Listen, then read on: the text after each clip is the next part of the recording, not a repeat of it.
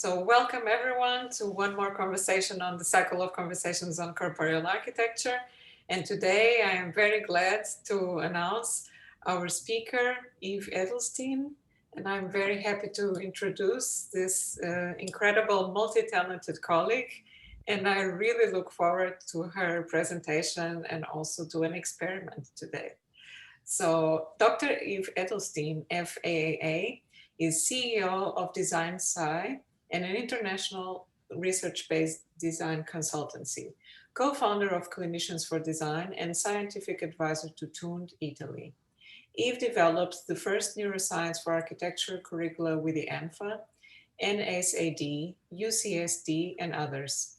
Projects include the AIA COVID-19 Frontline Task Force Guidelines, the Latrobe Prize Circadian Study, Psychoacoustic Studies with Stanford University, Universal Design Education with San Diego State, and the Berkeley Prize for the Visual Acoustic VR Systems with UCSD, and award-winning healthcare buildings.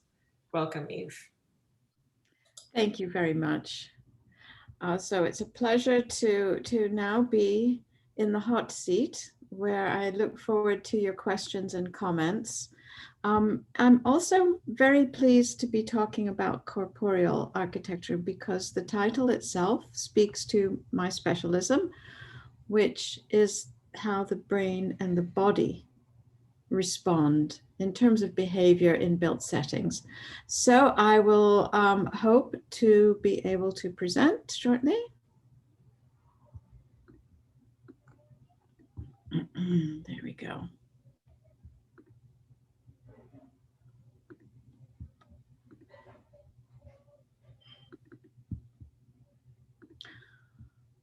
Okay, and I hope you can all see the screen. Yes. Okay, so I asked everybody to go and find their largest book. And then I realized that a physical book is not necessarily what we all have.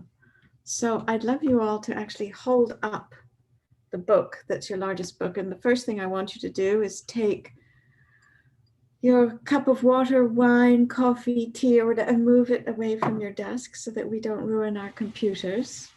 And can I just get you all to hold up the largest book that you happen to find? One hand. Keep holding it. Okay, I don't see I want to see the size of these books. Okay, good. We are designers, so we think about physical form, right? And we think about how we interact with, for me, a book is a thing of beauty, and we've moved them to digital. And so when we think about corporeal, we actually have to think about all of our senses when we design. Keep holding the book, don't let it go. So when I think about neuroscience for human and building performance, my area of focus is on the human performance. And what we forget to measure in architecture and design is often the human side of the building performance. A lot of our building performance metrics consider it, but it's based on a lot of our knowledge from the 1950s. And that began with human factors and ergonomics. And so that forces us to think about other parts of how we experience space and form and our interaction in space and form, not just the beautiful perimeter of the building or the beautiful facade, but what happens inside, and we spend over 90% of our time inside. So now I want you just to take a moment to think about, in the space that you've designed, where you're listening to these lectures, the one item that you designed to be the most beautiful item that just gives you greatest joy. But before you do that, I want you to write down with that pencil and paper. Oh, wait, you might have to change your arm. I want you to write down how you actually feel physically holding up this book. It's the largest book that you have, right? So what part of your body and what part of your conscious mind is being distracted by this book? So write down how that feels.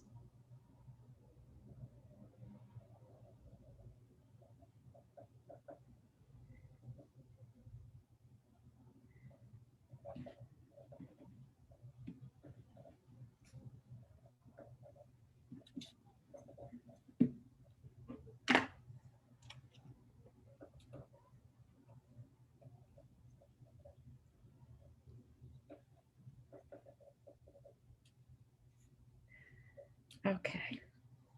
So now you're using your both voluntary and involuntary muscles all the time while you're doing this. But your mind is also engaging in this very annoying task, right? So while you're doing this, also look at the favorite item that you can see from your desk that you as designers have placed somewhere because you love this thing.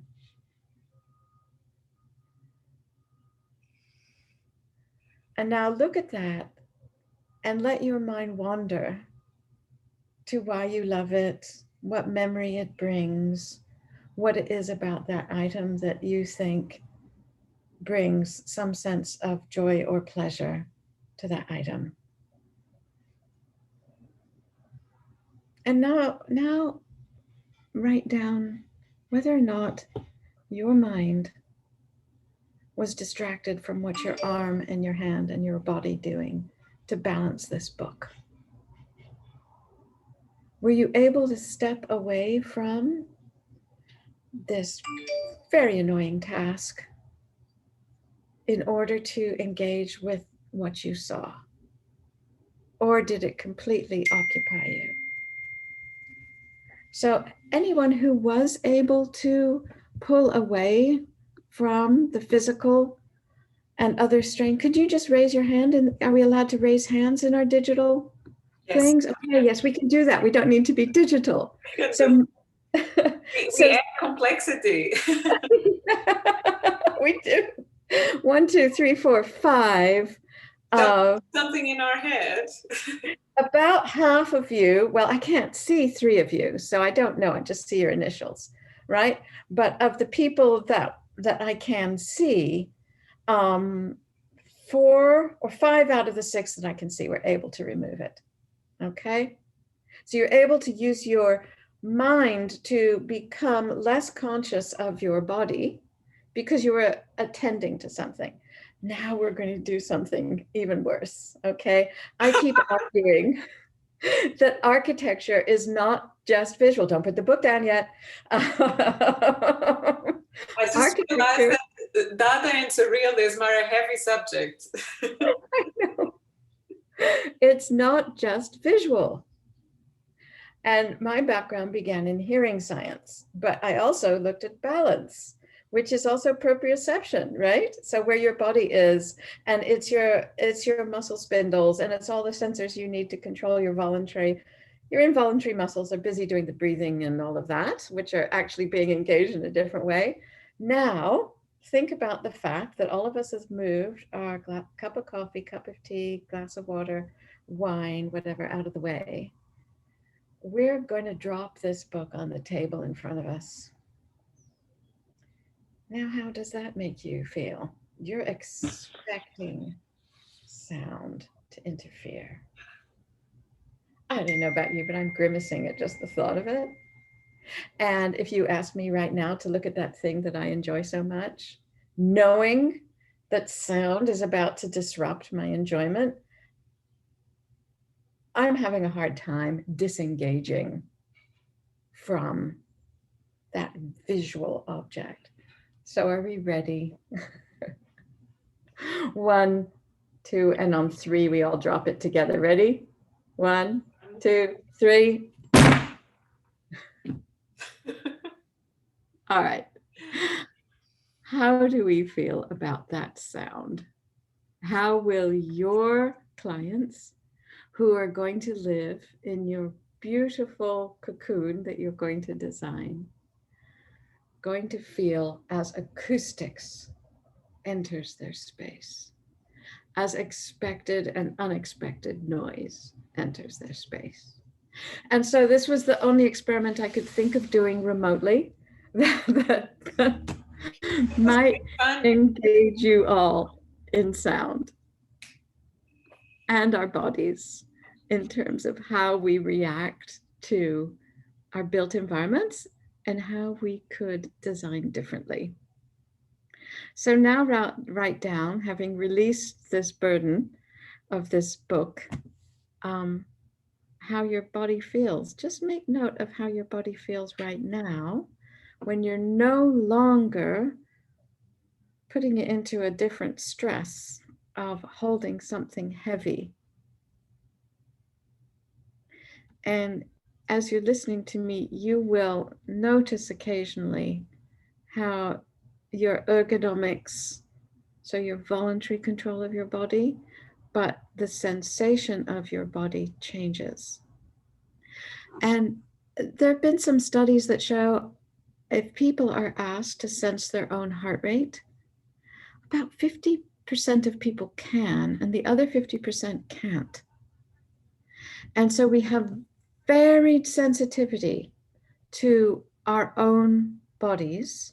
So when we talk about conscious and subconscious, we have varied sensitivities to how we are responding to built space. Okay, so I think that demonstrates my basic premise sufficiently for me to move on to the lecture. But I'm very interested at this point to take any feedback. Should anybody want to make a comment?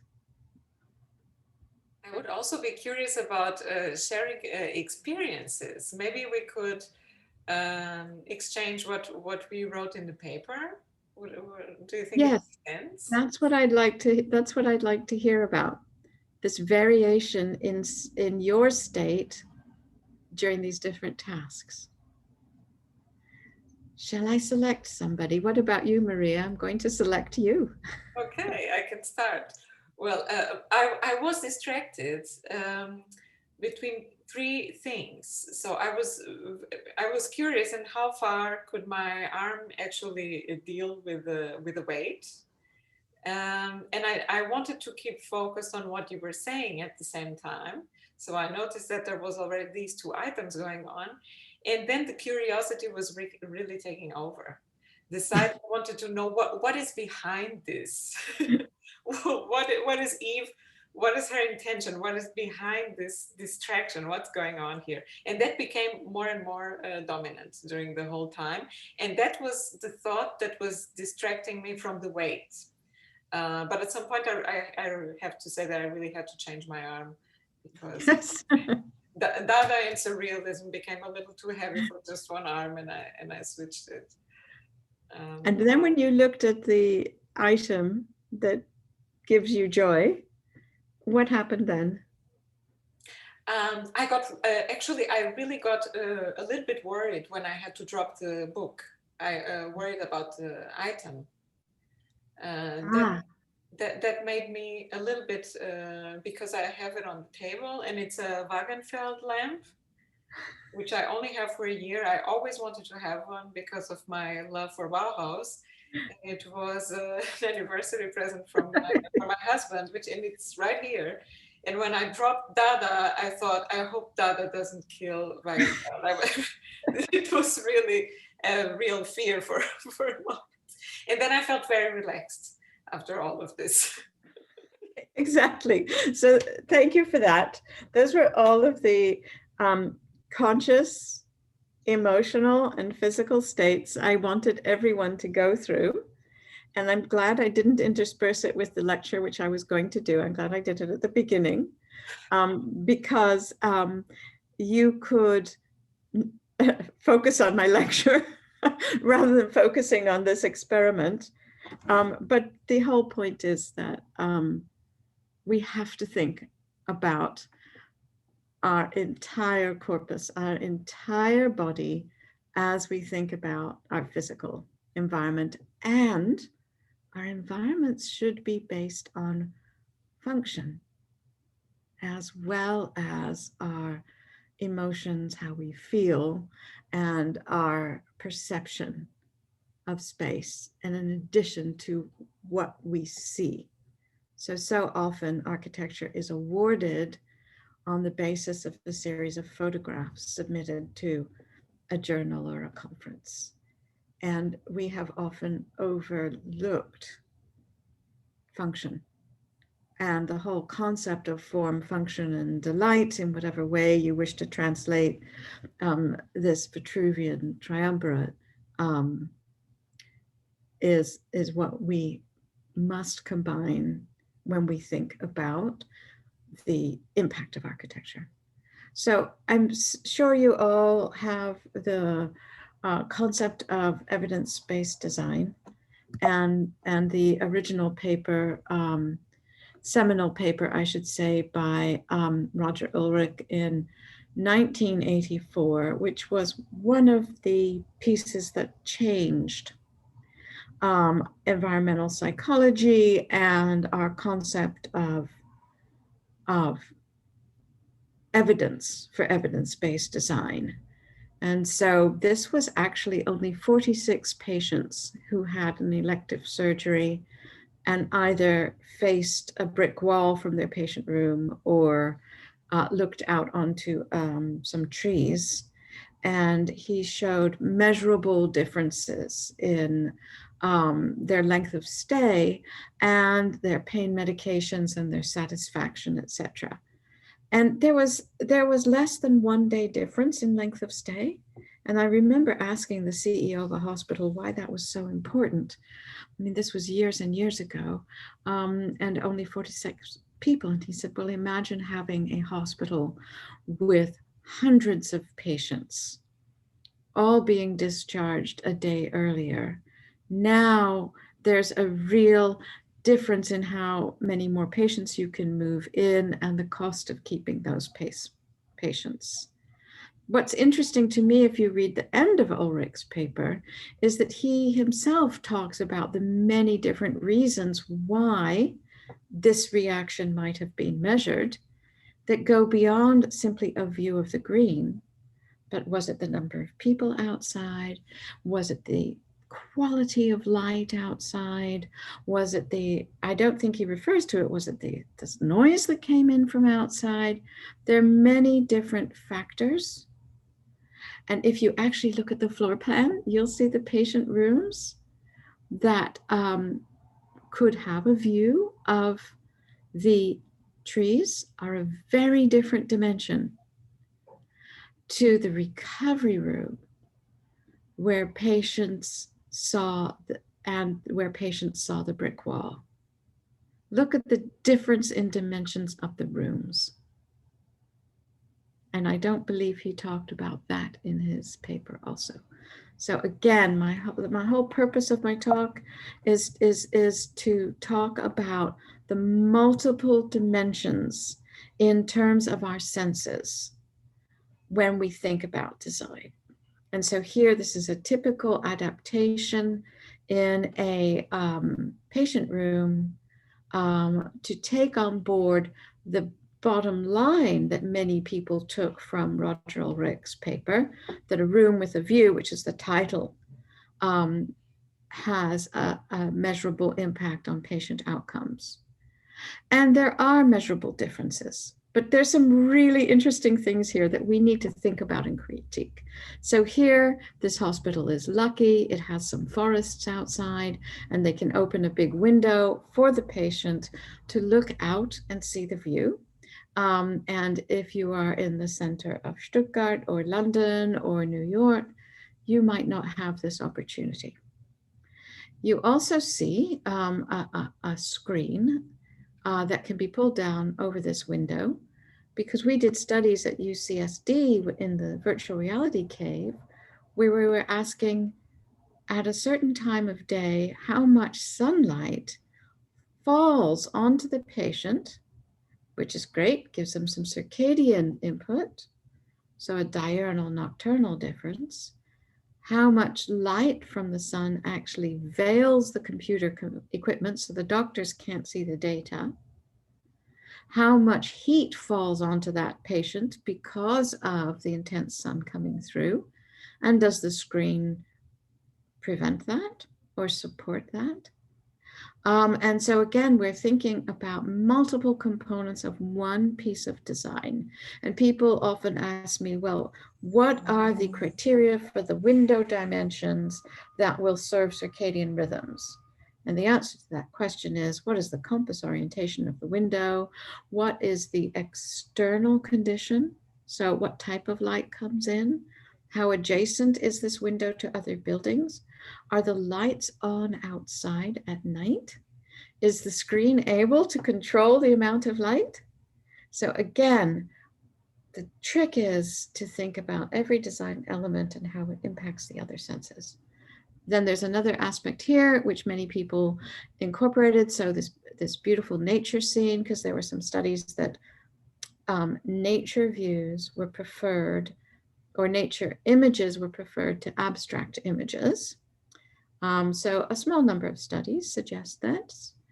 And then natural elements from the field of the concept of biophilia.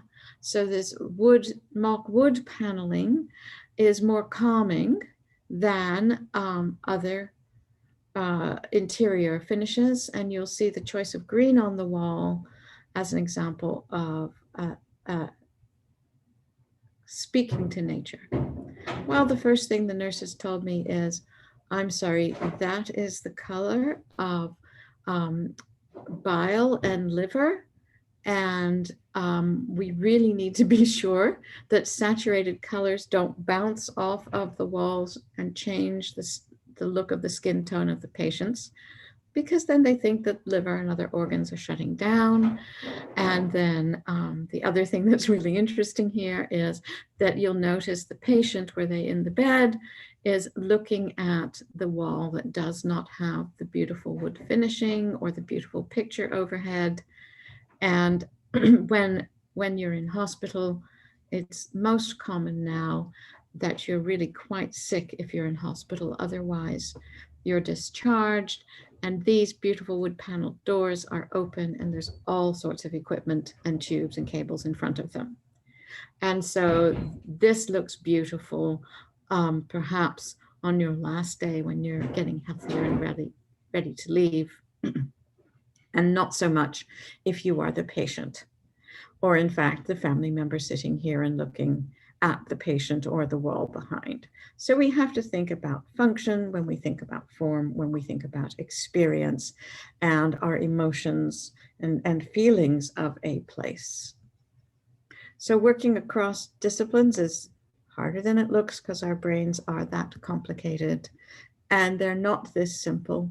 There are many myths out there, and they have some basis in truth, but they're also too simplistic for us to be able to understand. It's a bit like saying, what is a good piece of architecture, and giving two terms to define what a good piece of architecture is: a right brain and a left brain, the computational brain and the emotional brain. And there are aspects of this that have some validity, but is far more complicated than that.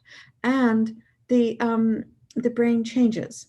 So here we see the major components of the brain, and these were largely initially derived from our understanding of the brain and human function from pathologies and injuries. So if someone had damage to a specific part of the cortex, which is what you're seeing here in this pink section at the back, which is vision, then we would be able to know where the injury was, but we'd also be able to see the loss of certain functions. And if we looked at this brown part of the cerebellum, we'd see disorders of planning and movement. And if we looked at this white gray area in the middle underneath, that's the brainstem and midbrain pons.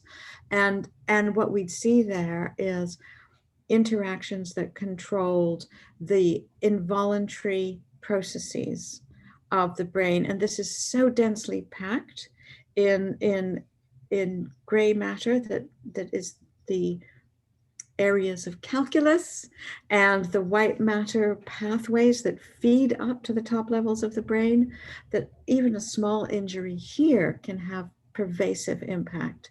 In the green is the temporal lobe, and buried in there is audition and language and memory. And the purple parietal is spatial orientation, and the frontal is executive function, decision making, and control of behavior. Now, I'm giving you very general terms, and this is what's often taught in the first layers of medical school or neuroscientific studies and the first books you're learning. And we still divide up our brain into these form meets function. But what we now know, it's far more changeable, complex, and connected than that. So the brain connects to the body and the body connects to the brain. So what you saw was just one layer of the central nervous system, the cortex, that works on a lot of the conscious responses, both motor and sensory control, movement and sensory, but interacts across all these sensations and with the rest of the body symptoms. So you see at the top in the gray box, there's a feed forward in orange and a feedback system. And the peripheral nervous system, not the central nervous system, which we call the brain, but the peripheral nervous system are all of these nerve tracts in blue that feed to the entire body. And they drive movement, and they drive our voluntary nervous system, somatic, our body.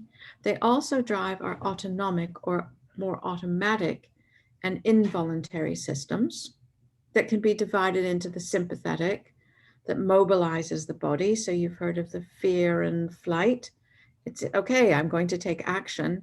It also mobilizes the parasympathetic. So the non-emergency functions, the more relaxed functions.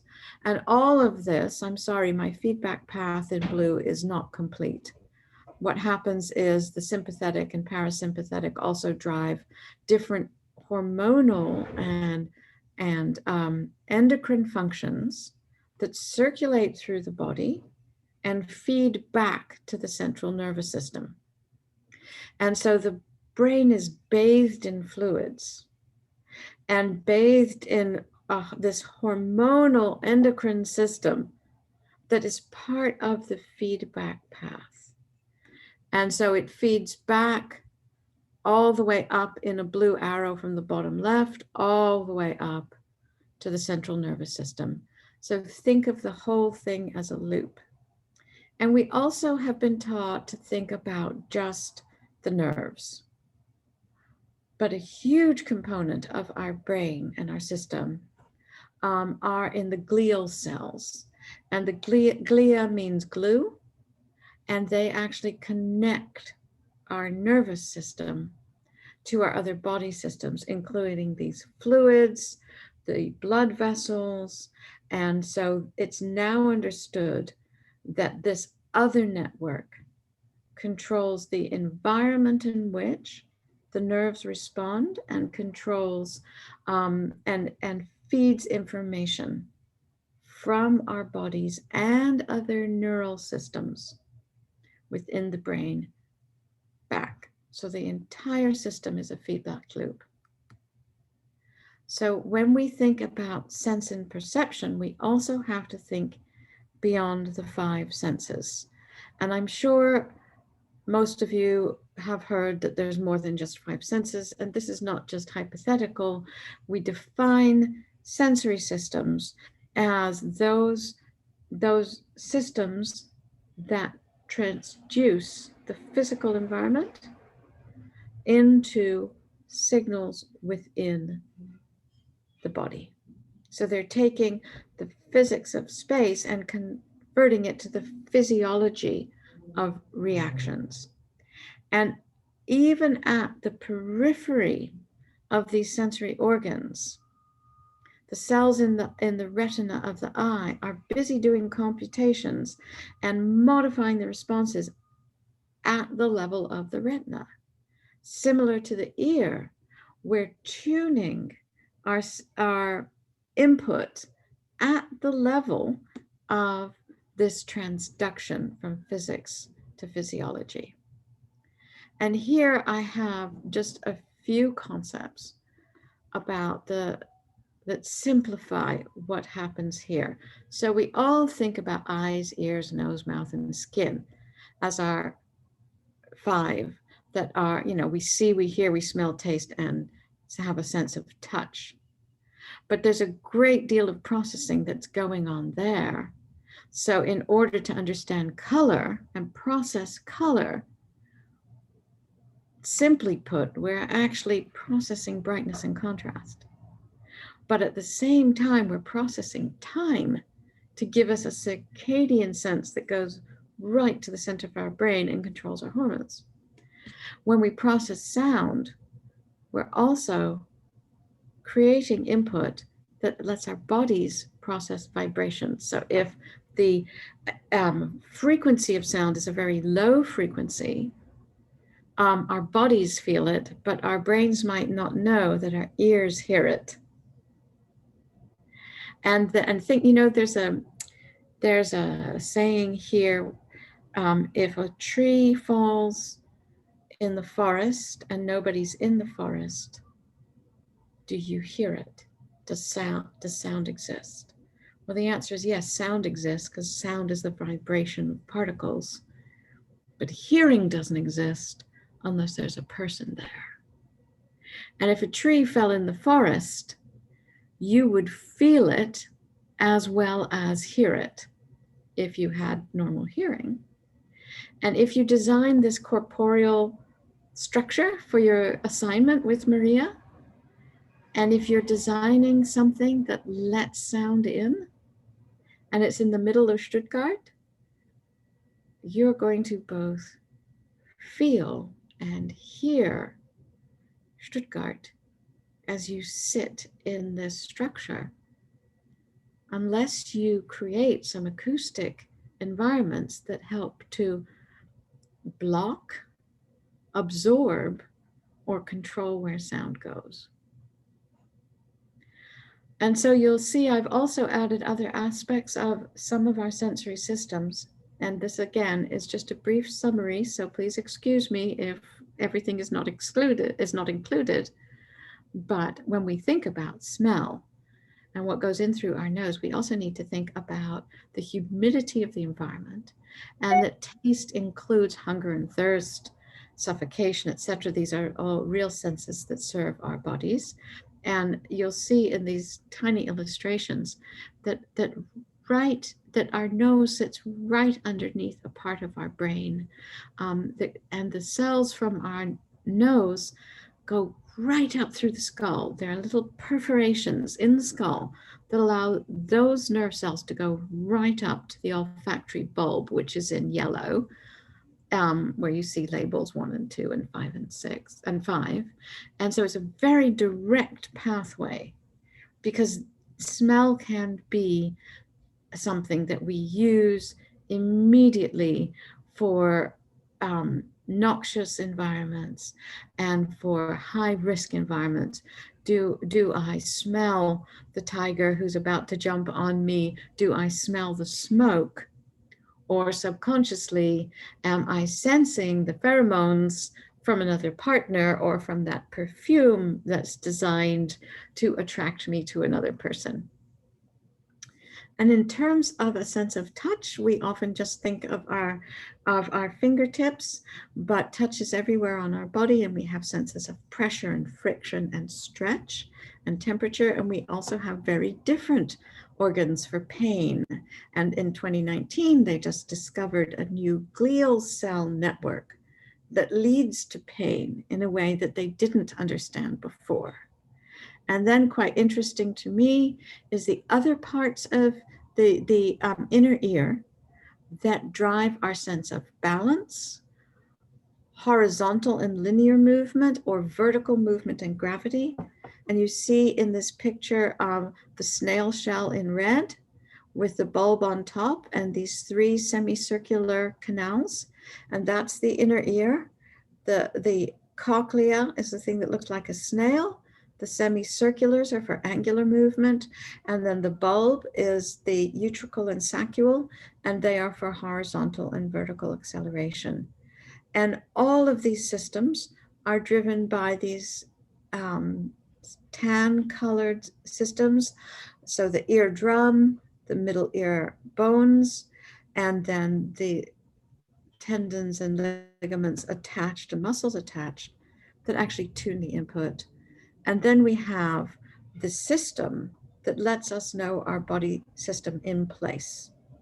And that also feeds into this balance system and also feeds into our visual system and hearing systems, so that that loud bang that we made with our books will actually cause a person, that's the kind of sound that causes your neck muscles to turn subconsciously. So it goes from ear to neck muscles, turn your head to the location of the sound. And then it's connected. It brings the eyes across to where the sound is. The movement of your eyes is connected to where your body thinks vertical and horizontal are.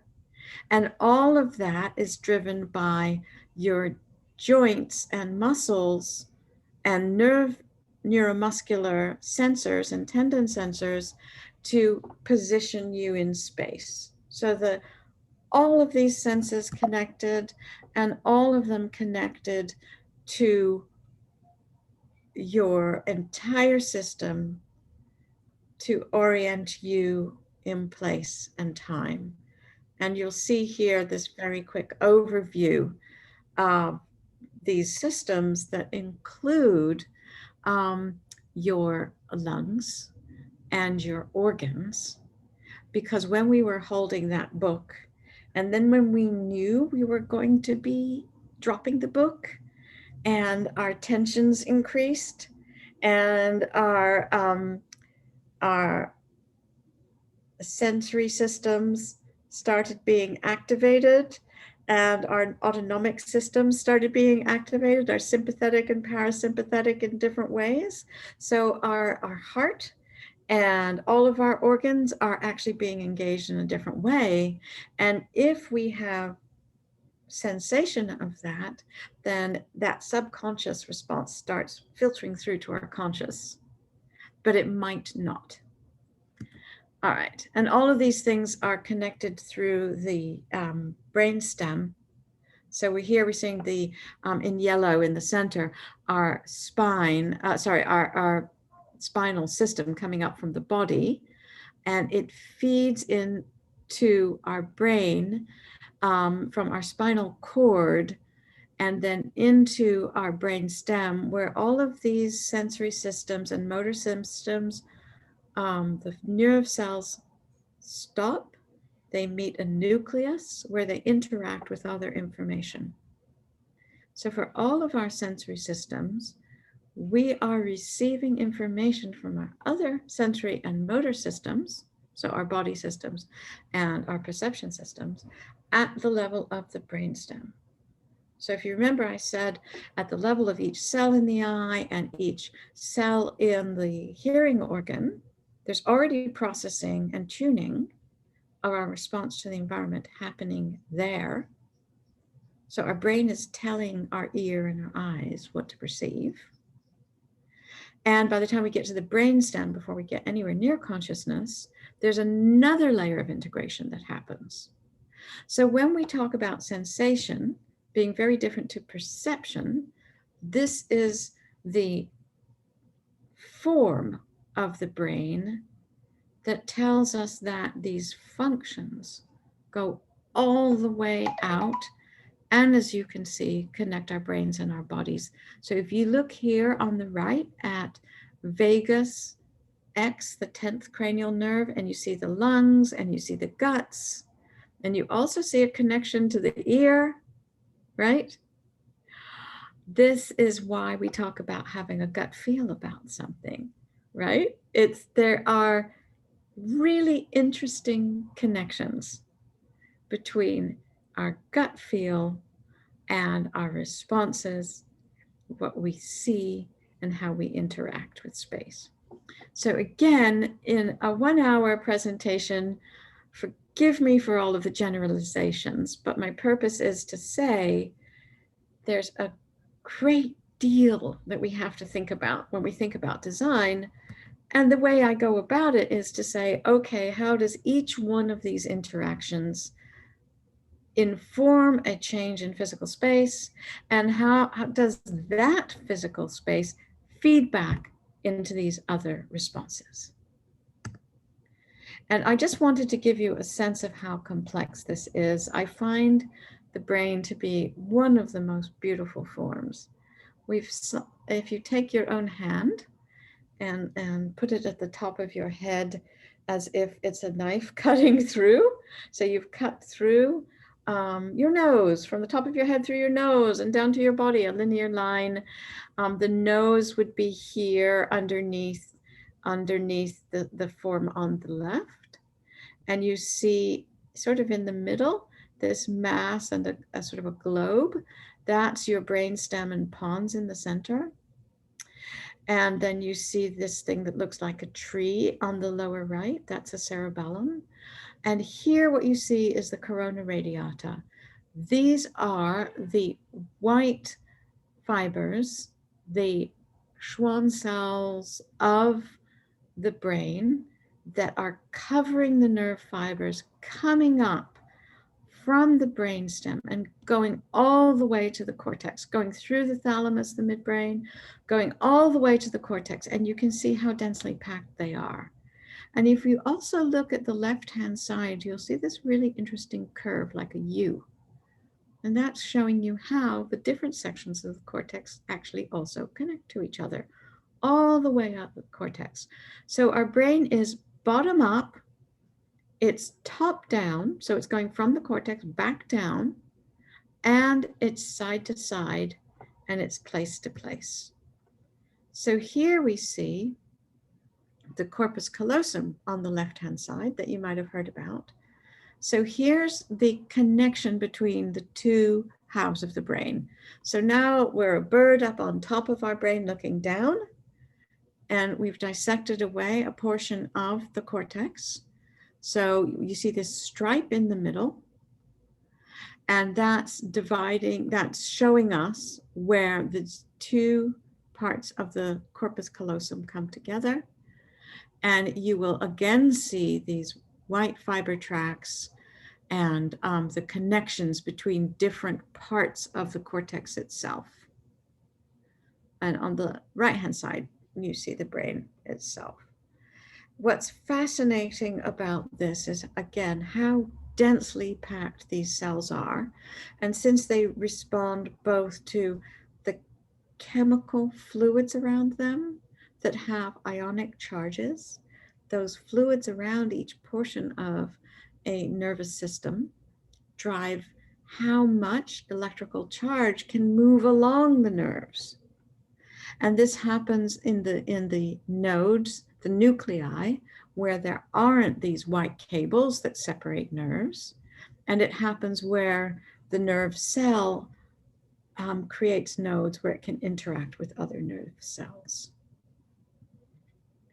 And so I'm sorry for those of you who it's early in the morning. I know these can be rather gross, but our gross anatomy is so important when we think about this is one system. Again, one system. So what's fascinating to me when I look at the history of neurophysiology and we go back to 1700s BC, we see that there are many, many different theories about the mind and the brain and which part of the brain might drive what we do and what we think about. And here is just a very brief and rapid history. From 1700 BC to the 1700s of René Descartes, and then to the role of electricity, and then the neural doctrine, which talks about nerves and the nervous system that underpins a lot of how we think about the brain today, which has actually been challenged now that we have imaging technologies where we can see the activity of normal people with normal brains and understand that normal people interact very differently. And one of the things I know I've talked about before is this argument of the mind and the body being separate, is something that many people hold on to today, even though Descartes' argument was launched or well known in the 1600s. And we know so much more about how the brain works now that we need to take into account when we think about the separation of the mind and body. And the way I like to make this simple is to think about conscious, subconscious, and unconscious responses. And then we need to think about how the brain itself changes with experience.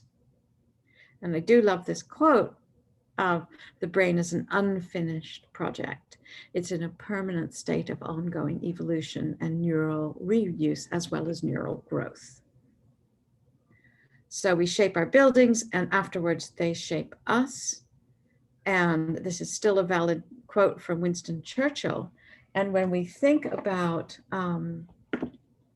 your project, your designs, we need to think about all the senses and human interaction. So let's not forget human behavior and what drives human culture in terms of how we should be designing these corporeal spaces.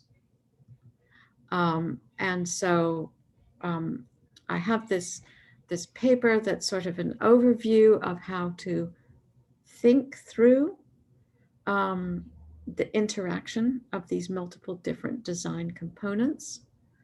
I also have so many other slides and we have so little time, so I can't really go through it, but just thinking about noise and light, we have an understanding of how these systems work and how they're tuned, and that they're differentially tuned based on feedback loops, and that what we hear changes our brains, our bodies, and our responses. And when we merge sound, it has a dramatic impact on what we actually hear. So this is an image that one could describe as masking of sounds. We add more sound, we hear less of certain signals. And many, many of us now have hearing loss. So we have an early onset of hearing loss now because of occupational and recreational noise that you might not even know. And this really changes how people respond to sound, what we hear in our built environments, and how we should design for a lesser ability to understand speech. We mustn't just mask sound for privacy. We must also control sound for intelligibility. And particularly in our environments where this doctor is trying to hear body sounds in amidst wearing several layers of PPE and all of the noise from both the equipment and the environment itself, which isn't designed for acoustics.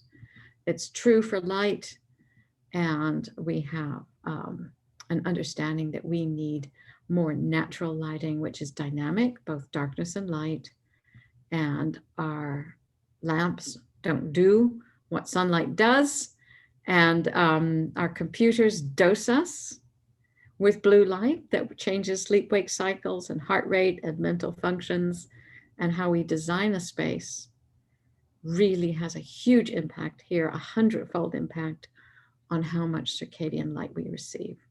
So I think it's worth me stopping here because I would love to take some questions. Yes, thank you, Eve. I did not interrupt you because I was in a complete fusion with your slides, and I would love to hear you and continue absorbing, because it was just so fascinating the way that you presented your vision around these topics, and I found it especially interesting. I think that we are very fortunate that we can talk to someone who is able to think simultaneously as an architect, as a neuroscientist, and as a researcher, and also someone who obviously knows very well how to teach. because we can really experience having a conversation with someone who integrates these ways of thinking all at the same time. And I think that this is so valuable. And this is actually what we should all aspire to do. And I find it very interesting that you started with your presentation mentioning the role of function in architecture. But I think that what's interesting is the meaning that you, Eve, put into the concept of function. Because normally, when we architects who are only in the world, or the ones who have been mostly only in the world of architecture, we think about function in architecture only about the tasks, what we are performing in the space, and in how far the object or the space was designed in a way that allows this function to be performed in an optimal way, the old human factors paradigm. But when you mean function, you were talking about function in a very physiological sense, right? It's really based on this on this very deep knowledge of the human body as physiology and this aspect of functionality, right? And it's both, Maria, because biology subserves everything else. You perform your task differently based on your physiology. And even if we think about the breadth of the human continuum of abilities, right? So 90% of us aren't, well, no, 99% of us aren't perfect human beings, right? So we're not all 20-year-old Olympians. And so even a 20-year-old Olympian might have lesser ability in one function than another. So this breadth, this physiology, how well is your body working? How tuned is it? What are its skills? These things, what is your health? These physiologic functions go first in enabling you to perform tasks. But I appreciate you pointing out this language barrier, because often when I speak to architects and I speak about function, their mind goes to optimizing for a task, and they think I'm trying to reject experience of the place, and I'm not. So I think I need to find a better word than function to express this integration. Either that, or the architects have to be challenged to expand function, to expand the word of function beyond what we think about function from functionalism. I think that this is really the problem, that often in the culture of architecture, things became kind of stagnant in the point that we have these very fixed terms or these very fixed categories, and they also need revision. And I think that your work and the work of other people who work with these topics can really challenge that. Thank you. Yes. Also, one aspect I also found it really interesting, and I think that for most of our students it was the first time that they could see images of the actual brain, but not just the brain, but the brain and the whole nervous system as a whole thing. It's actually very difficult to find those images, believe it or not. If you Google around, you'll always see the brain, and we forget that the system works together. And let's not forget where our essential organs are, our lungs and our heart and our liver and etc. And I years ago, about 10 or so years ago, I was working with the Naval Medical Center and NASA, and maybe it was more than 10 years ago. And at that time, they were just realizing that the stomach, the neural system of the stomach was connected to the balance system of the brain. Why was this important to NASA? They were trying to understand which humans, which people, which astronauts would get space sickness and which wouldn't. So when you remove gravity from the input, some people get very sick. And those are the people you don't want to send up. and some don't. And so we were talking about this with the medical command of NASA, and I said, oh, it's like a swim bladder in a fish. So the air bladder that fills up in a fish that also has a neural network that tells them where up and down is. And so these systems tell us where visual vertical is, and it also drives how we respond in a high rise, or when we look up at a piece of architecture. And now our vestibular and ocular systems are telling us how we feel about this towering structure, or how we engage with this incredible monument or disengage from it. So all these secret systems underneath that, like Tom Albright's discussion of flicker, I've always wondered, why do I love watching the ocean? Why do people all adopt that same pose when they look at the ocean? Mm-hmm. And we think it's tuned to a certain part of the sensory system that is most comfortable. So it induces comfort, and it's highly tuned to that point. So any little change is perceptible. It doesn't need to be a big change. It's a tiny change because it's the most sensitive point in the curve. And these things are things where we take these aspects of the body's function.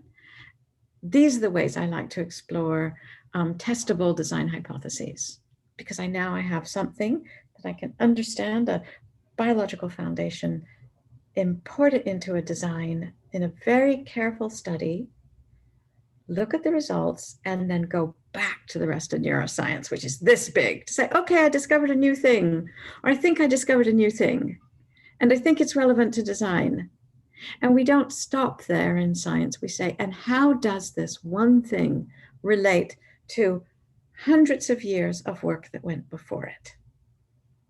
And that's where the reductionist concern is lost, because scientists aren't really reductionists.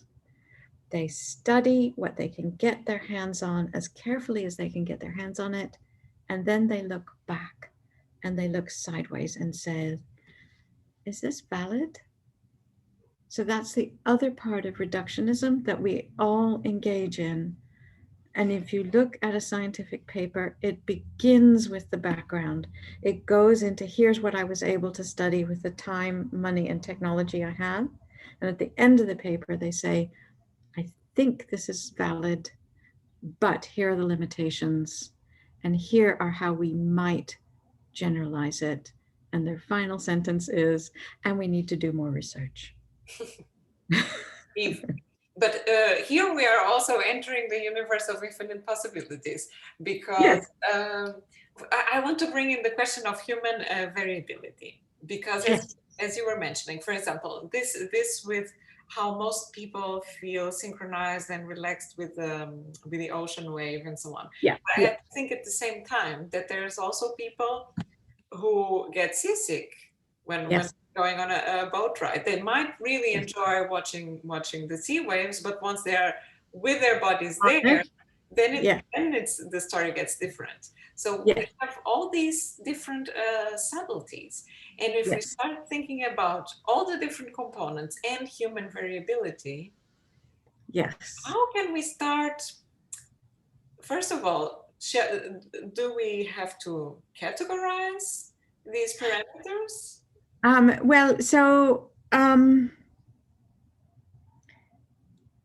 think the answer to this question, it's a valid question. And the understanding of how to build a high-rise or any building that is safe and secure and a place where you want to be is as complicated as understanding the brain. Right? So I would not want a neuroscientist to design my building without architectural education. And, and I would not want an architect to do my brain surgery. So this is where, to understand the depth and to think about this range of human responses, rather than categorizing, which is where I begin. The answer, the simple answer to your question, yes, begin with simple categories, just like we do with design. Yes, begin with simple ideas. Okay, then when we have to make sure it's going to stand up, we bring in an engineering consultant, unless we are one, to make sure that it stands up. And we bring in someone experienced in the cost of getting us to a good structure, to make sure that our beautiful vision both stands up and that we can afford to do it. And so similar with neuroscience, begin with the big pictures like that list I showed you. Okay, if I create a wall to trap sound, what am I doing to sight? I'm blocking sight and I'm blocking circadian light. So how do I design something that lets in light and controls sound? And now how does this wall with a window allow me to interact where I want to? Okay, now I have to think about another series of openings or how large this space is. As soon as I've increased my space, I go back and I double check. Sight, yeah, it's okay. Sound, yeah, no, not okay. Let me make another design adaptation. Now I've got to put an acoustic seal around that door because this function for this space needs acoustic isolation, but the other huge room does not. And so what it lets you do is say, what are people doing here? And where do I invest in my different senses, perceptions, emotions, and cognition? So I was talking to some healthcare design students, and we were looking at a photograph of an intensive care unit. And it was one patient bed after another, with cables and all the horrible pieces of equipment that we're all afraid of if we need them as a patient, right? We all feel the same. And she said, the color of that floor is so close to the color of blood. Shouldn't it be a more calming color? And I said, okay, well, let's look at the photograph. Where are the doctors and nurses looking? Their eyes are on the patient. Even if their eyes were on the floor, how much of that floor could they see? Okay. Do we think in this environment, they would be able to step back and relax because of these tiny pieces of floor color? Probably not. Where do they need to relax? They need to relax in the moments in between seeing a patient. The corridor, their room, their office, their respite room, their conference centers. Where should we spend money? And where should we spend design thinking on bringing them this relaxation? And by the way, what color should that floor be? It should be the color that shows that you have cleaned up every piece of fluid or material that might be infectious. And so this is, again, how I think about both the range of human vision from those who can see well, who don't, and the range of human responses. And then you bring in the subject matter experts. You ask the expert users to say, where do you need this, right? And who uses this space? So then when we're thinking about your thing balance, right? People do research studies on why some people are get seasick and some do not. We actually know the dynamic range of the eyes and balance system that are more likely to give you seasickness than enjoying flicker. We know the range of the visual system that is more likely to let you see that. And then we have psychological tests about anxiety that can tell us which mental state might you be in and whether or not this can help you. And so by going big picture with the architects, bringing in the subject matter experts and the users who are also experts, that's how I go from big picture idea with architects. Here's the right time to bring in the subject matter experts. It's actually at the beginning and then at certain points along the way, so you don't go too far down the design process without checking in Have I interpreted science appropriately?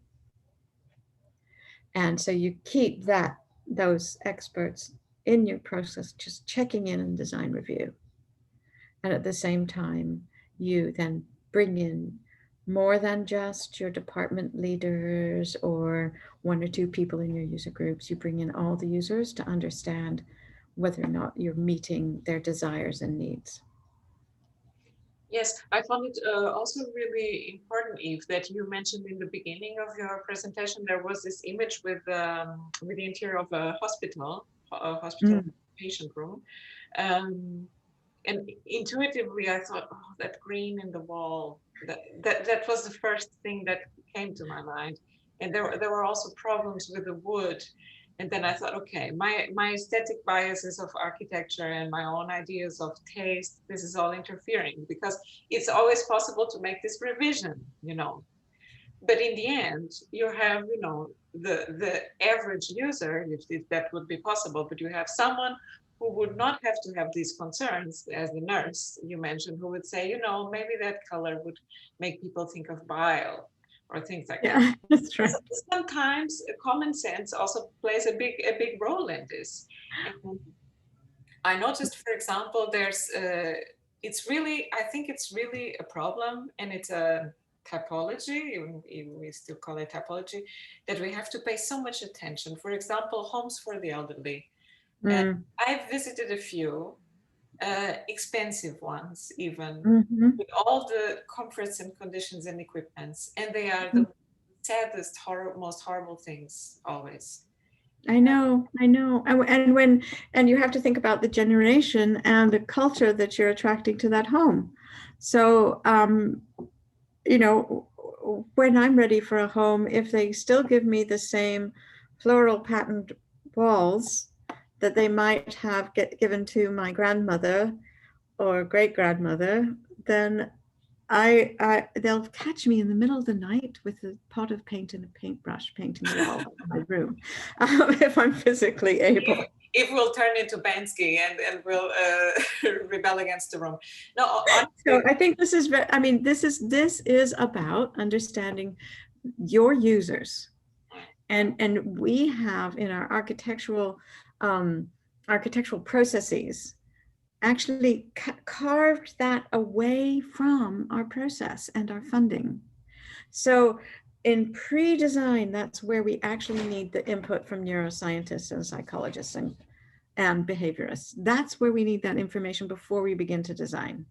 That's where, you know, the time to integrate the information, to have your team understand it, is best spent. It's a bit like accessibility design. If you already learned in your first year of architecture school that you have to design ramps for people rather than stairs, your mind goes there immediately, right? So if you already understand that my senses and perceptions and individual needs may be quite different, you're already thinking before you put mouse to computer or pen to paper. And so this firms like IDEO picked up what we used to call programming, or we call programming, this pre-design phase, and they carved it out because architects weren't being funded to spend enough time with their users. if what I find also that really has to change in the culture of architecture, but also maybe in this way, considering, you know, the health system and this whole topic of care, uh, Mm-hmm. which is something that we should really spend time re-examining our whole ideas of care, and especially in the situation of the elderly.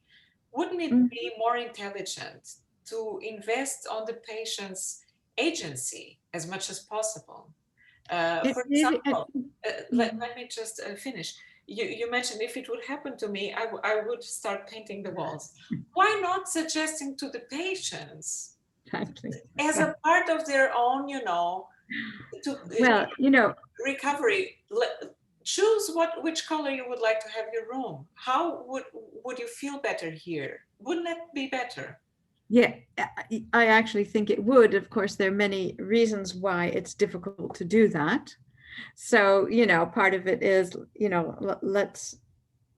part of it is the capability of the patient. So, are you completely demented? Are you comatose, etc.? And then the other part of it is the immediate pushback will be cost. We've bought 10,000 units of that green pink color. That's what we're using. So there's a whole spectrum of reasons why not. That could be overcome, I feel, quite simply because we're now in not only the digital era, but in the low cost lighting era with LEDs. And so one can project colors. You don't need to repaint colors. And you can use a smartphone and a tiny little projection device to change the view of what is on the wall around patients. And then we have to think about, okay, and what are some of the negative impacts that might occur here? So things like flicker. So any visual stimuli, we need to think beyond what we think the eye is saying. But this is the beauty of engaging a broad-based neuroscientist, right? Who will know about their discipline or know broadly about sensory systems. And then they say, actually, that's not my area of expertise, but I know whose area of expertise it is. Mm-hmm.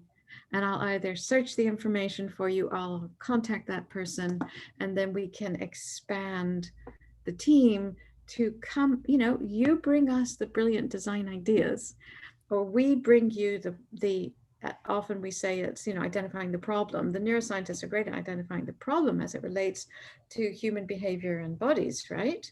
And brains. And you can also identify the problems. We want to make this a space that gives this user type more agency. Mm-hmm. And then you can say, here are my design ideas. And we can say, that one's great. That one, here's some problems. And you say, aha, I'll tell you how to solve that. To me, this is the most fun. This is the exciting part of neuroscience and architecture, when I get to work with creatives who have these different ideas. And I get to say, ooh, can you tweak that? Or I get to say, oh my gosh, nobody's ever thought of that. And it has validity. So I think the answer to your question is yes. Let's do that. We should, but this, I think this is where the performance artists have to come in. And I have this idea for a long time to start a performative project with shaking people in homes for the elderly and giving their power back. And next semester, I'm doing a short design project on this topic of agency for the elderly. But this maybe would be another conversation. I see and that this will be interesting because of the variety of abilities of that user group. Yes. Workplace might be the simplest, where the range of human abilities is narrower, even though we allow in now more than ever before people with different abilities. But the elderly have a higher likelihood of a different variety of needs. And so looking at that spectrum of abilities is really going to be interesting. Yes, also because sorry, I keep you for much longer than what concerns me about this whole topic is something that I have observed, that a lot of elderly people who are in this process of losing ability start being counseled to use all sorts of aiding things. Aiding to walk and until there's this stage of having to use this, in Germany it's called this rollator, this thing that walker, we call it, yeah.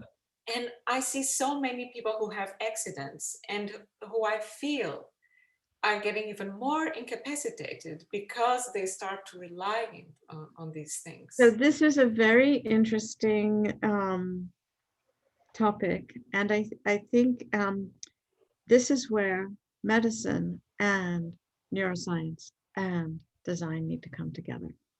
So depending on that individual's condition, the likelihood of them being able to use exercise to maintain, delay, and regain ability differs.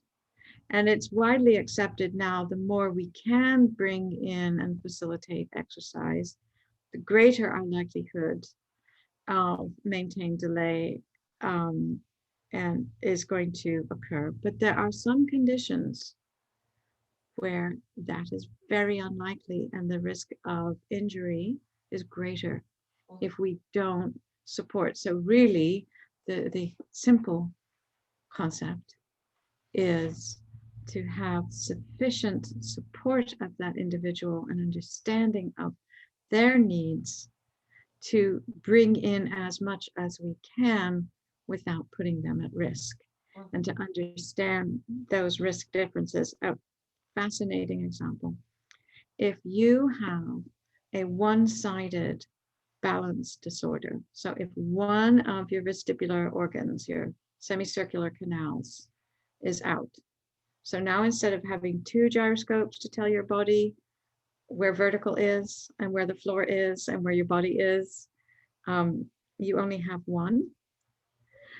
You can function. You'll tend to fall towards the injured side. If you have both gyroscopes out, you can function until somebody turns all the lights off, because you're using your eyes to see vertical and you're telling your body.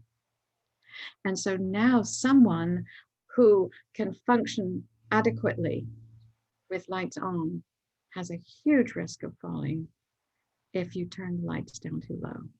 And so it's, just that simple clinical knowledge that says we need variety in how we light, and it needs to be under the control of the individual and their clinical needs. And so this agency is also part of the clinical program. Mm-hmm. So there's so many interesting things there that, I turn to clinical experts, because if I'm not practicing in that field, then I never assume I know everything either. Yes, well, it would be an endless topic for a discussion with so many questions, but I don't want to be the only one doing all the questions. So I would like our students to engage, because I saw that there were a lot of popping eyes and reactions, and I would also be very curious to see how they respond to this incredible information we got today. So please. So thank you very much. It was absolutely encouraging and motivating, your speech. It was, I don't know, it was groundbreaking kind of, because again, it showed me how much there's still to do. We haven't, we may not end in developing architecture. And right now I have the feeling that architects are just like laying down and not developing. And this is even I had to think about it was von der Leyen, our president of the European Union, who said that we need a new European Bauhaus. We need something to change because it doesn't work in how we're doing right now. And it's so alarming, kind of, especially for our university, because probably not only our university, because we do talk a little bit about it, but not enough, because it's so important. Which question do we have to ask the user? I think this is probably the key to a good design. We need to understand first, and we don't in most cases. And this is at the same time, it makes me kind of sad, but it encourages me. I don't know, because there's so much to do, and there's so many problems out there we can solve, and it's possible, but we just need time, and we may have to ask people, and we work together. And this is probably, again, and probably COVID is the best thing, because now we can connect over the whole planet. We can be international. We can ask people from different countries, and this is probably the biggest advantage we have to take out of this pandemic. And it's a lot, and it's perfect. I'm glad thank you so much. You're welcome, and I'm glad you're both encouraged and not just overwhelmed with there being too much, because there's simple steps to begin with. And I encourage all of you, as you progress into your design careers, to not be shy about saying to your bosses Yes, I will spend this many hours in the user group. I will spend my own time with the users, additional time myself. And the projects that I've seen the best results from where that happened. And you don't always have to have a survey or a questionnaire. It's a matter of sometimes, as we can be released from COVID, observing. Just stand there and observe. And this is where too often we're given a dimension of a plot of land, and we have our regulatory setbacks and square footage and our program of how many rooms, etc. So this might be set before you even begin. You might be told this many rooms, these functions, this many square meters. But if you spend time watching how those places are used, or spend time with your clients and just let them talk to you, even if it's online, you will not only learn things, but you'll be able to justify some different design decisions that will make the clients very happy and allow the design team to create new. And you'll have the justification to talk to your seniors and design team to say, this is why I'm concerned or think that this change would be valuable. So my suggestion on how to do that. Thank you so much. You're welcome. Thank you. Thank you, Justus. This was a very good input. And I hope that we also have to see that the pandemic brought the opportunity of having this wonderful experience, of having this course with this incredible input, like Eve today and all our other guests.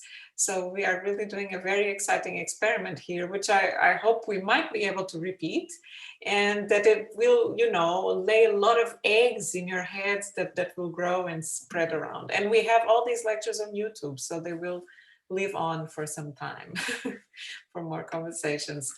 So more questions or comments, please. And even things that you didn't understand, so that I know how to improve how I talk about this connection. In that case, I'm going to have a go. Thank you, first of all, so much for your talk, Eve. It was really, really interesting. And I've also heard Maria provided for us a link to one podcast you did. Oh, yeah. And I really appreciated that, especially the part where you talked about your own experience in the hospital. And what I never knew, and what I really found interesting, was the fact that you talked about that the doctors came in and had to take a baby to the window to put it in front of natural sunlight to be able to tell a difference whether they are fine or not. And that was really, really, I don't want to say disturbing, but I've never thought of that actual doctors who, just by looking at patients, should be able to tell if they are fine or not, need an extra help in that case to do that task. So that was a really interesting fact. Thank you for mentioning that, because that was my son that I was referring to, who was 7 weeks early and quite sick, and who is now in the middle of his MD PhD program. And its skin tone is one of the first indicators of which systems in the body are having trouble. So if you're losing air, if you're not able to bring in enough oxygen, your skin tone starts changing blue. And in his case, if your liver is not functioning well, then your skin tone changes yellow. And I was asked to judge a competition where the patient rooms were full of beautiful color, like the back wall in Maria's, and it happens to be one of my favorite colors.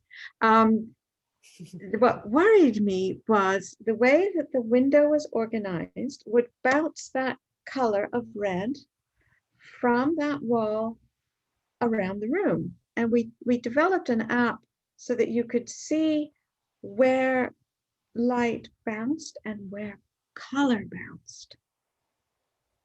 And so I said, I'm concerned about the saturation of the color and the positioning of where light falls, because I don't want red to bounce onto skin tone, because I don't want it to seem like they're oxygenated. And then the other part, I was working on a project where they're in an emergency department where they had glass walls in between patients and glass doors. And they wanted to have more calming lighting, and they wanted to give the ED docs who were in there 18, 20 hours a day, circadian light. So they wanted to wash the walls, which were all glass, with this beautiful blue-purple hue. And I said, well, you've got two problems. One is you wash glass with light, and now you can't see through the light, right? Number two, you're making all the patients look like they can't breathe. And now the nurses are going to be running back and forth to check whether or not they're okay. And so these simple things of skin tone only become simple once you've learned them, right? And now we think differently about where these things fall. So I appreciate you mentioning that. And that's why if I'm working on a healthcare project, I bring what I know. I always do research to find out what the latest is in review articles, and then I show it to the experts. Have I met your need? What haven't I thought about? I'm not a doctor. I'm not a nurse. Please tell me. And guess what? You become their advocate. You become the go-to person that they want to bring back in next time. And you bring all of that knowledge and experience to your next project. So you become the person that is hired because you listen. And you don't have to know everything. And actually, you can't, because we now know too much as a species. So just ask other people.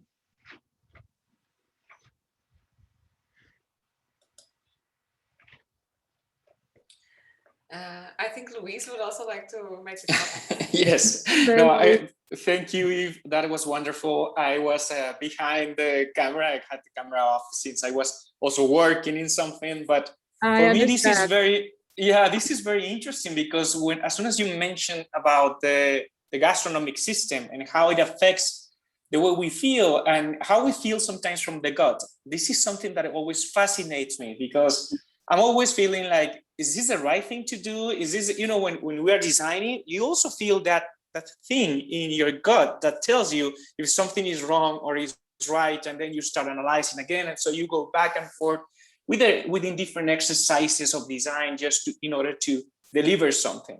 So for me, I started a project that is a think tank that is called Design Belly and Brain, which is related to, because it's related to the way we feel at the moment of eating and how it affects the way we behave and the built environment. So for me, that's something that fascinates me. Most of my work is restaurant design.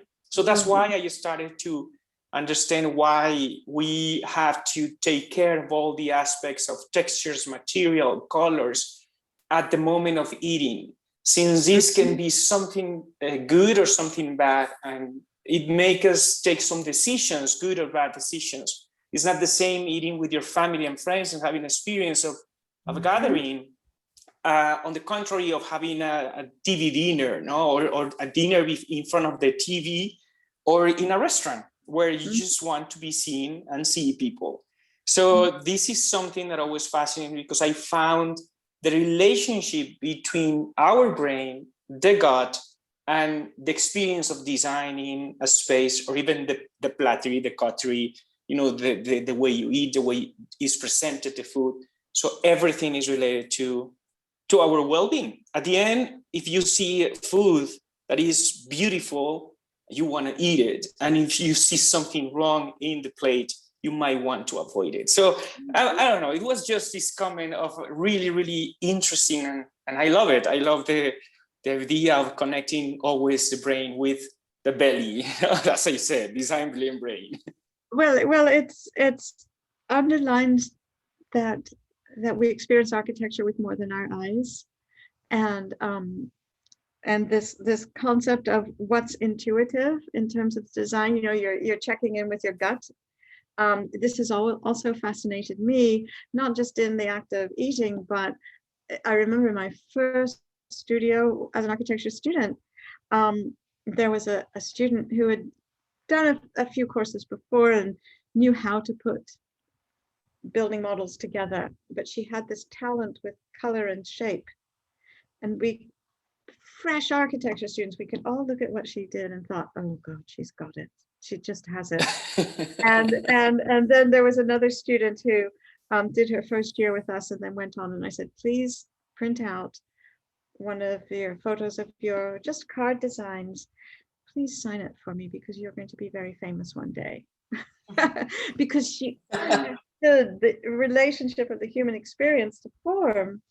And what fascinates me is we talk about intuition as what this gut mind, body mind does. I call intuition something that is both experience and learning based, as well as this more deep biological base that tunes our bodies to sense things in a certain way. We don't hear the same things elephants hear. We don't hear what dogs hear. Our bodies, all our sensory systems are tuned. And so this tuning, this sort of embedded natural gut response, is both sensory, emotional, and experiential. But it fascinates me why there are certain buildings that stand the test of time. Why do we still all love them? Why do we travel the world or Google the world now to see these places? There's something about them that's beneath culture, beneath experience, that touches what you're speaking about. And then specifically with Design Belly in the Brain, wonderful title, is just an example, circadian rhythms. So if you look at some of Sachin Panda's work, he's one of the board members at ANSA. That's one of his big areas of focus, is that our desire to eat is circadian. It's completely related to time. And so your lighting in your restaurants will also have an impact on food desire and behavior. And Definitely. then when we had our the fires here in San Francisco that you may have heard at, where we woke up at 8 a.m. and it was the morning, and then the fires were so bad by 11 it was getting darker and darker and darker. My WhatsApp friends, we were all texting each other.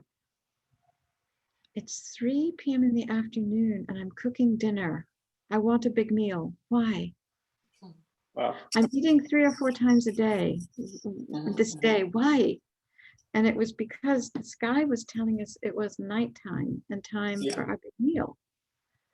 And people were so disrupted. And part of it, when I knew that this was a real circadian impact and not just a fear anxiety impact, was when people were gravitating to their big meal. So all related. And I'm really fascinated with the trend for very bright lighting in restaurants. Yes. And hard chairs and all of that. Really? Does that make me want to stay and eat more? I don't know for sure. And loud music. That's true. And yes, exactly. Loud music. Yeah. I noticed in the last years, I go less and less to restaurants because I find them all too loud, too fast. There's too many people. There's too much going on, and I just want to focus on my food. And that's the acoustics of it also. So part of that is that a majority of us now have hearing loss or hearing distortion. So with noise-induced hearing loss, which is what many of us have, what tends to happen is the high frequencies go first. And then what you hear is a muddier, more muffled sound. And you also, your ability to localize, the localization of sound as it diminishes also diminishes your perception of speech. So localization of a sound source can add up to 75% in speech intelligibility. It's huge. So if the entire place is huge, and I now can't localize the person across the table speaking from me because it's now masked with all this high level noise, then my speech intelligibility is dropping and dropping and dropping and dropping. And there's a Constellation acoustic system which uses a very high-end set of speakers that hang on a grid that actually create a sound speaker array, so that they use beamforming and an algorithm to pick up my voice and then amplify it and project it to one location. And they've installed this in a restaurant in across the bay near Berkeley, which I haven't yet visited. But what it means is that you can control where sound goes. So in a restaurant, what you would want is a ceiling fixture that perhaps is a dome that picks up my voice and pushes it down to my table and catches it before it goes to the other table. And then as long as we're talking about digital lighting, could we please talk about digital control of acoustics? I want to hear this loud and somebody else wants to hear it. And previously, this was completely unfathomable in architecture. You'd need multiple systems. Now, we have multiple systems. And they have the agency of the individual. And yes, of course, the restaurateur could choreograph and curate what they want the vibe to be, but also you can then override. So now, I don't know if it's the same where you all are, but in London, a lot of the big buildings are both curating their ground floors that are now public spaces, so that they're actually looking at mapping who's walking by using social media, what their age and preferences are, and morphing their digital interiors to match the time of day, the cohort of people moving by, the likelihood that they want the latest trend in music or imagery, or later on at 11 o'clock at night, whether or not, now it's dance party time, or at 2 in the afternoon when it's get your head down and work time. And they're actually looking at design that modifies the experience. I mean, talk about performance architecture, that modifies the experience of the place based on who's moving past the building. Wow. I know. Exciting possibilities. Eve, exciting and a little creepy. Yeah. Well, if we are aware that it's happening, then we might have more agency in this process. But I think that from my observation, I think humans like to be lured into things. There is something about humans that there's always this fine balance between control and loss of control. And yes. I think many people love to be a little bit irresponsible and just do what they were told because it's nice and convenient. But then they spend a little bit more money than they expected, and then they get a little bit worried. So, but no, it's a really interesting and good point, because what we're looking now at is the brain's desire for novelty, right? We want it to be slightly different, but we also want it to be different, tuned towards our preferences. So even in that scenario, if you're trying to bring in an age set that's more likely to have a hearing loss or less likely to have great physical dexterity, then you actually have to be careful of your visuals, for example. So if you're projecting or creating architectural contrast, high contrast, you think of vertical stripes. be they mullions on a facade, or some sort of pattern of bright dark on a wall, and now you make it move. What you're actually replicating is the clinical test we use to test whether or not people's vestibular system is functioning. And we induce falls. That's we test whether or not you've got a good system. We, in very careful conditions, see whether you're going to fall. And so even our designs, like if you think of a colonnade with the bright light falling on the front from the sun and then the shadow in between, because we walk past it at our pace and at our human scale, at a timing when our eyes and bodies can adjust to bright, dark, bright, dark, bright, dark, we adjust our tempo of movement through these vertical lines for our balance and ocular and proprioceptive physical systems. If you introduce that in space, then you're at a risk of part of the population being sensitive to it. So, for example, the number of, and this will be true in a hotel lobby or anywhere else or your offices, the number of nurses that would come up to me after a presentation and say, now we know why when we wheel our healthy patients after their procedures and after the diagnosis and they're ready to go home, we wheel them in their wheelchairs to the lobby of our hospital, they then throw up in the lobby and we have to bring them back to the room. Uh-huh. The reason is they're sitting in a wheelchair, their heads are down and they're going at speed. And they're seeing this pattern that is driving their eyes in the same way when you're drunk. Uh-huh. The reason you vomit when you're drunk is your eyes are doing this because you've knocked out your balance system with alcohol. And now it's only your eyes able to keep you know where vertical is. And your brain is saying, whoa, vertical's going here, push me back this way. And that's why you can't stand up. And you keep doing that often enough. And now your gut says, I can't take this, lie down. And so a pattern on a carpet was what they used to do in hospital lobbies. And that's enough to keep your patient sick again. So even as we move to digital engagement in our performance spaces, or performing in our spaces, we really have to think as movement as this dimension that we cannot forget about, because it will combine your eyes, your ears, and your body faster than anything else. So it's your movement and it's the physical environment's movement. So it's fun. Sometimes it's really important. Eve, one final question. Yeah. I would just like to know, based on everything that we discussed today, what is your? I was thinking about all what you mentioned with all the different senses and how it's integrated with the brain, and I had to think about our body schema and how we are constantly also always extending our body schema, and often I mentioned this in my work and in my papers that.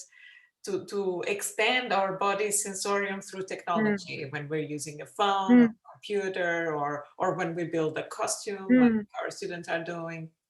We are always kind of creating also our body with these extensions and with these prosthetics that we create. What about Neuralink? When we introduce something like Neuralink, with these possibilities of Neuralink, do you have any opinion on this? I would like to hear your thoughts about it. In what way are you thinking about using it? I'm not quite sure what your question is.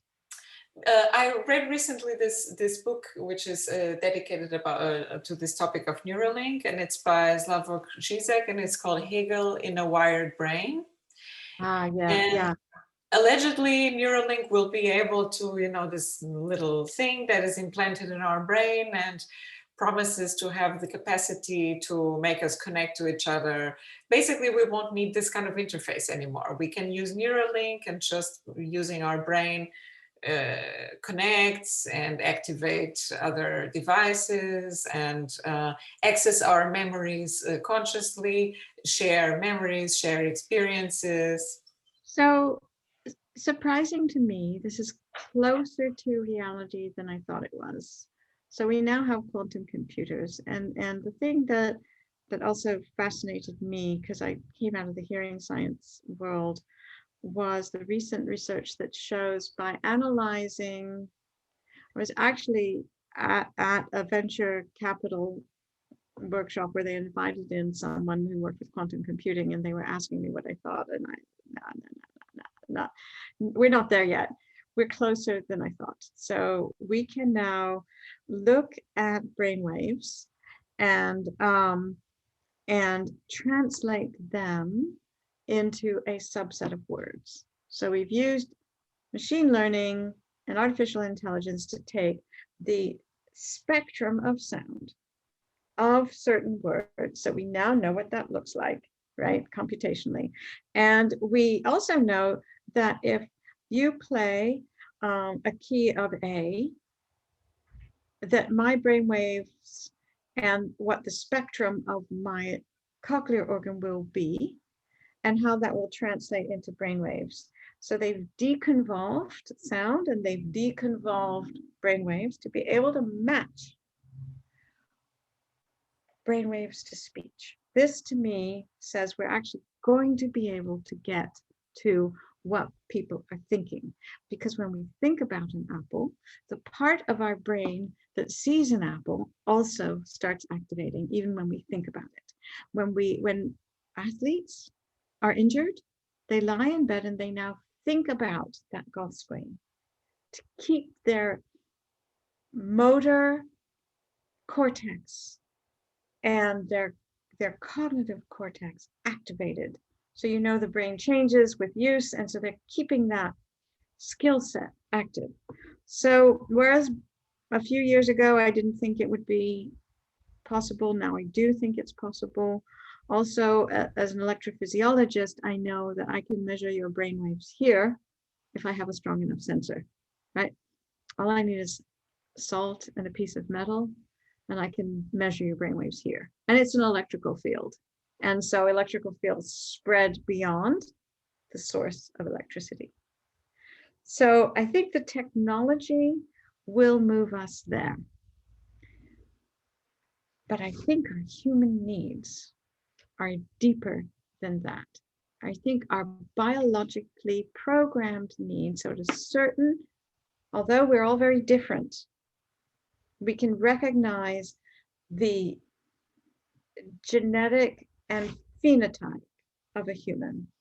We know the difference between a human and the ape, and we know the difference between a human and a dog. So even though each of us are somewhere on the continuum, we all are more similar than we are to other species. And our species are wired for human social interaction. We're also wired for speech and all of the senses and the cognitive interactions that we do. And we're wired for the physical interactions that we build for and experience in nature. And it's why, even though we are hundreds of generations, thousands of generations as being humans and having built architecture, we still crave nature. So some of these things are embedded in us, and they are related to how we are tuned to be sensitive to certain things and tuned to respond positively and negatively to certain things. And I think those will continue with us for an exceedingly long time, even if we are able to sense each other through our neural waveforms, because all that's happening is it's a different mode of communicating. It's still communicating to a system that's serving similar needs. So I think our needs will remain similar for a long, long, long time. And, you know, I think about Star Trek and the brain in the jar of water and all of those things. And I'm not too worried about that happening for a while. But, you know, I think our technology will astound us. But I don't think it will change what our biology drives us to do. Well, so many interesting threads. I would love to continue talking to Eve for maybe 2 hours more, but we will stop for now. I think. Well, I really appreciate those of you who hung in till to the bitter end. Wonderful, not bitter at all. Wonderful, like a fine wine. Oh, thank you so much. Thank you so much. Eve, it's been a pleasure for me also. Thank you so much for being here, and thank you all of you for your contributions, and see you next time. Bye-bye. All right. Ciao, ciao.